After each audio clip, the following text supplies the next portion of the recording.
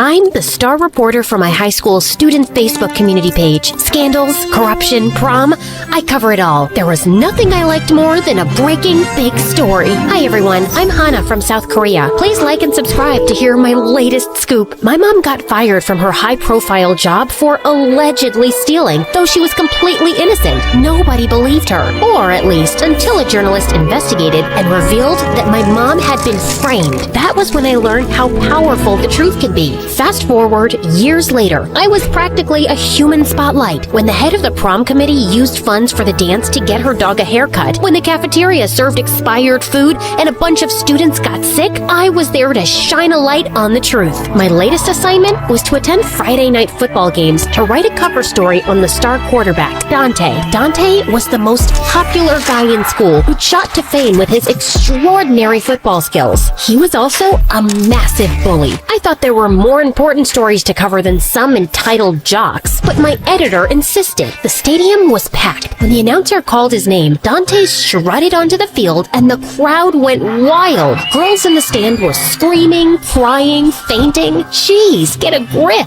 Dante threw a game-winning touchdown. He was celebrating with his teammates in the locker room when I showed up for the interview. Actually, they were harassing the team mascot, Alvin. I felt my blood boiling. Alvin was the sweetest, quietest student who never bothered anybody. Leave him alone. Suddenly, everyone turned around to look at me. Alvin, are you okay? What are you even doing in the boys' locker room? Probably a cheerleader stalking you, man. Although she doesn't look like one. I'm a reporter. I'm here to interview Dante for the MSA Gazette, and I need to get this out of the way fast, so if you could just answer a few questions. We're heading to a party at my place, but it's not really your scene. Stop by if you want, but don't expect me to hold your hand. Why would I want that? It's an expression. Aren't you supposed to be smart? You're a professional, Hana.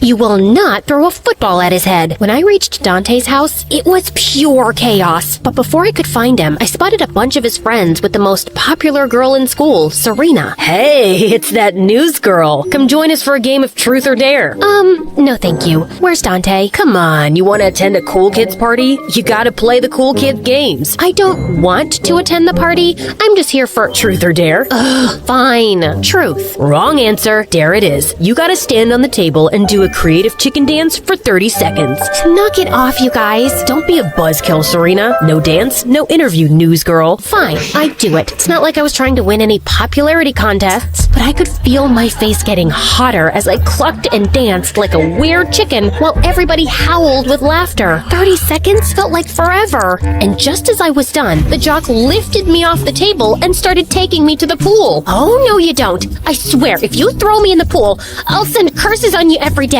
I'll pray that you have warts on your butt so you can't sit down for a month, and I'll wish that you lose your taste buds and everything tastes like chalk forever. I will. Just as we reached the edge of the pool, Dante appeared and stopped the jock. He put me down, and I couldn't resist giving him one last kick. And then I lost my balance and fell into the pool anyway. What a freaking nightmare. Girl, you've really got a knack for embarrassing yourself, don't you? Do I look embarrassed? Do I look like I care what you and your dumb friends think of me? Right now, you look like a wet, angry chicken. So why don't you go grab some dry clothes from my room and then we can talk. Don't touch anything else. In Dante's room, I found some clothes and changed. I had to admit, Dante's sweater felt cozy after the freezing water. Were these Dante's parents? I wondered where they were. I was about to leave when something under the pillow caught my eye. It was artwork, comic book panels to be exact. They were beautifully illustrated. You need to leave. Did you draw these? I said get out, now. What a jerk. And how was I ever gonna get this dumb interview? On my way out, I almost collided with an older woman. It was a maid who was about to start her shift. I'm so sorry you have to deal with these spoiled brats. Are you kidding? This job is easy. Dante does all the cleaning himself. I'm just the caretaker. His parents just like knowing there's someone around to check up on him. Really? And where are his parents?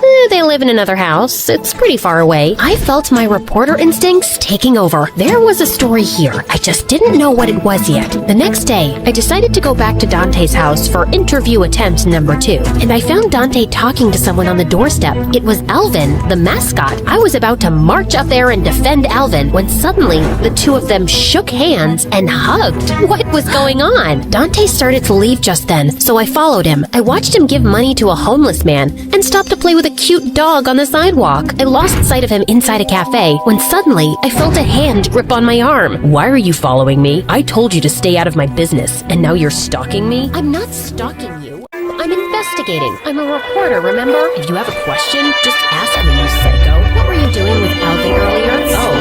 We were playing Dungeons and Dragons. It's my favorite game, and it turns out Melvin is into it too. I invited him over to apologize after what had happened in the locker room. That was so unexpected. I don't get it. I saw you be nice to all those people. Why keep this side of yourself a secret?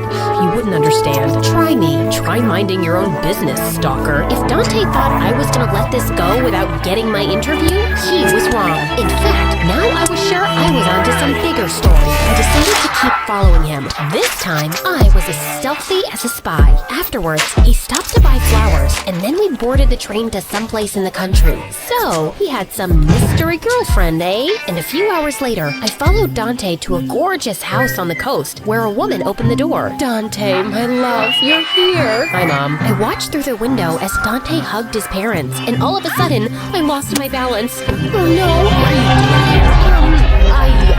I just wanted to drop off your sweater, but I don't have it right now. I'm really sorry about the flower pot. Don't worry. We have too many of those. Dante, invite your friend in for dinner. Oh, that's not really necessary. Yeah, I'm sure my friend is busy. Nonsense. Come in. You can call me Mama Bear, and that's Papa Bear. That's what Dante calls us. So any friend is welcome to do the same. Mom, no, really, I don't. Baby Bear, you've got something in your nose. Blow into this handkerchief. Good boy. I'll just get dinner ready in a minute. As soon as she left, Dante turned to me angrily. What are you doing here, stalker? You owe me an interview, Baby Bear. And I think I've come to the right place. Just then, his parents called us for dinner, and his mom started stuffing his face with food. Oh, my baby is here after so many days. Have this and this. You look so weak. I had a tummy ache from trying not to laugh. This was hilarious. Dante and I did our best to act like real friends in front of his parents, and it was easy. He was so kind and funny around them, and their relationship was sweet. And I'd never noticed his dimples before. Afterwards, his mom showed me pictures of Dante as a kid. Mom, maybe don't show the ones of me in my underwear. Aw, but you were so cute. But then, something on the bookshelf caught my eye. That's you? I didn't know you were into cosplaying. That's so cool. And who drew this? Oh my god, you did? You think cosplaying is cool? Yeah, duh, isn't it? Yeah, I think so, but everyone thinks it's so geeky. I've gone to a few Comic-Cons dressed up as my favorite characters, and yeah, it's my dream to write and illustrate graphic novels, and maybe one day an anime. Dante, this is beautiful. Seriously. Later that evening, Dante and I went for a walk on the beach. I'm sorry for following you. I think I got a little carried away. You think?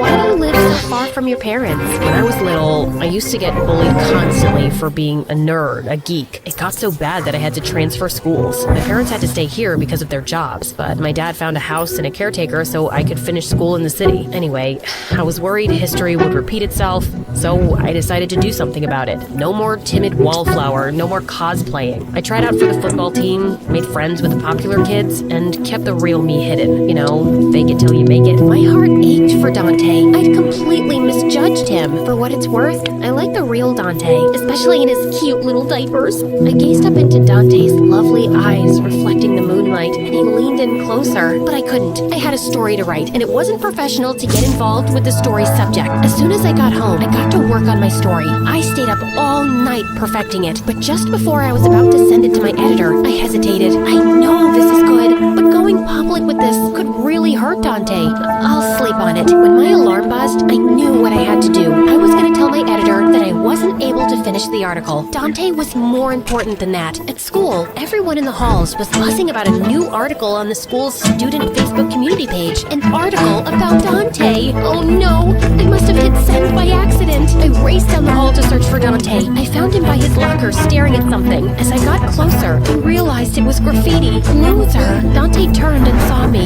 He looked devastated. Dante, stay away from me, Hana. Some of the popular kids were snickering and pointing at Dante as he left. Serena, the girl from Dante's party, was the only one not laughing. I felt awful. This was all my fault. Dante didn't show up to school for the rest of the week. I was wondering if I'd ever see him again when we ran into each other completely by chance. Hey, I'm not stalking you, I promise. I come here to think sometimes. I was just leaving. No, wait, Dante, I'm so sorry. I never wanted you to get hurt. I didn't even mean to send the story in. But technically, you never said anything was off the record. You're right. I guess it's my fault for opening up. That's not what I meant. I thought we really connected. But for you, it was always about the story. Dante, we did connect, I swear. That day meant a lot to me.